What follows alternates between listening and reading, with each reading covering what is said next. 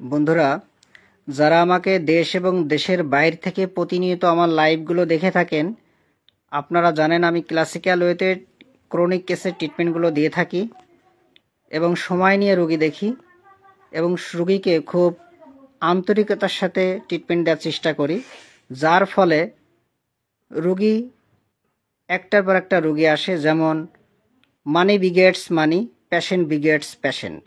টাকায় টাকা আনে, রুগীতে রুগী আনে। তো আমার যে পাশে দেখতে পাচ্ছেন, আমার আম্মুকে আমি দেখাচ্ছি না। তো আম্মুর কি কি সমস্যা, আম্মু বলো তো কি কি সমস্যা? মা, আমার হচ্ছে পিত্তপাথর, লিভার একটু বড় হয়েছে, গ্যাস্ট্রিকের সমস্যা আছে, থাইরয়েডের সমস্যা ছিল।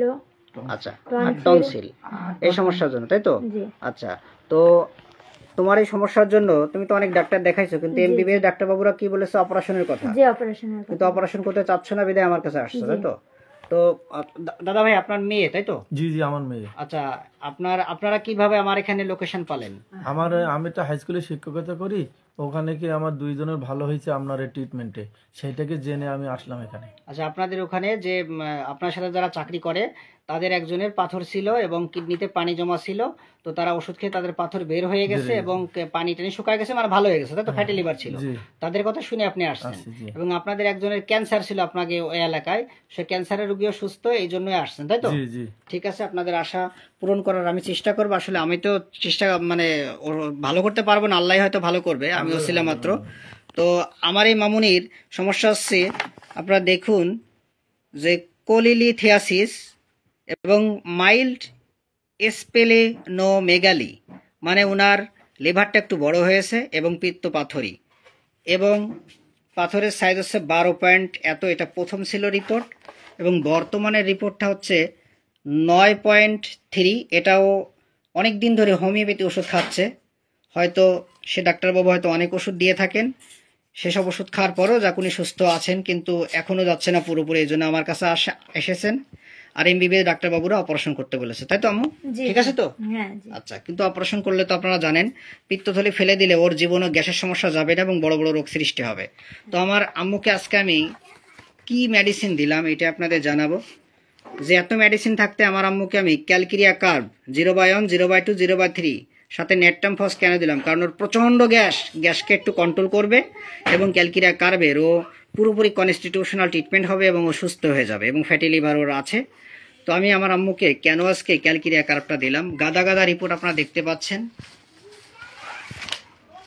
দাদা রিপোর্টটা একটু দেখুন, অনেক রিপোর্ট করেছে।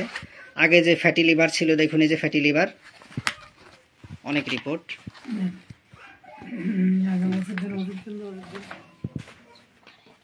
আচ্ছা, তো আমরা যদি রেপার্টরি থেকে দেখাই, একটু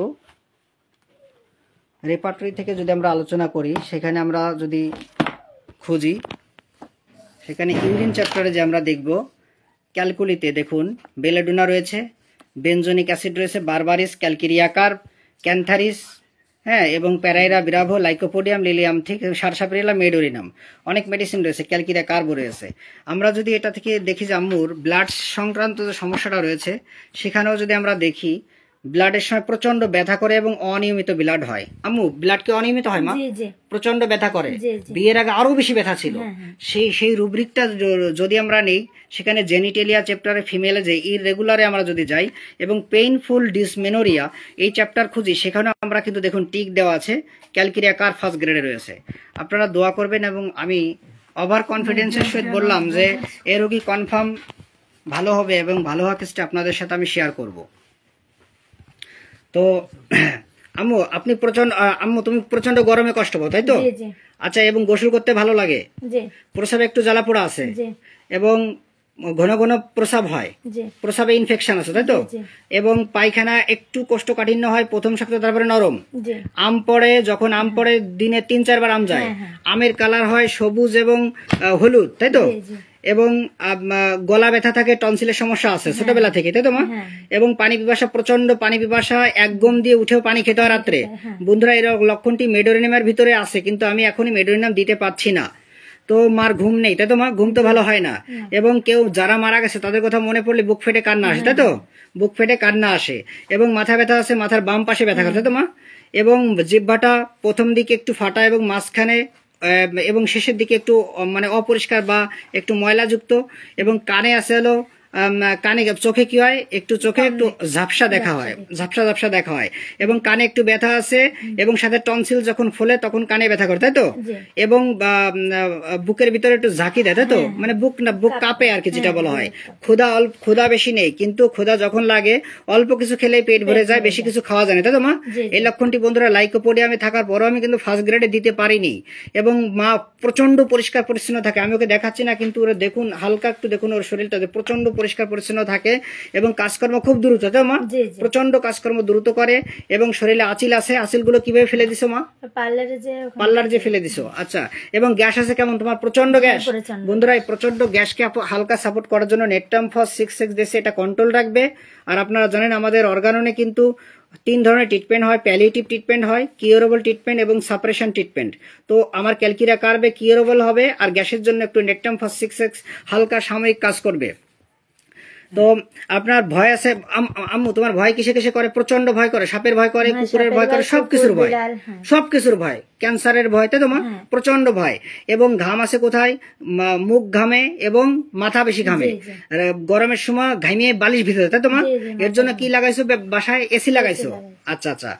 এবং সকালবেলা বেশি খারাপ লাগে এবং সন্ধ্যাবেলা বেশি খারাপ লাগে, তাই তো মা? এই এবং ঘাড়ে ব্যথা করে, তাই তো মা? ঘাড়ে ব্যথা আছে।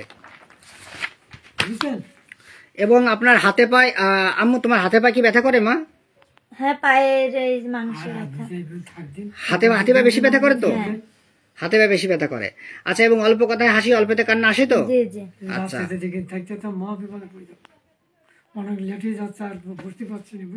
কাকা একটু অপেক্ষা করেন বাবু, এখানে সবাই কেসটা দেখতেছে বাবা।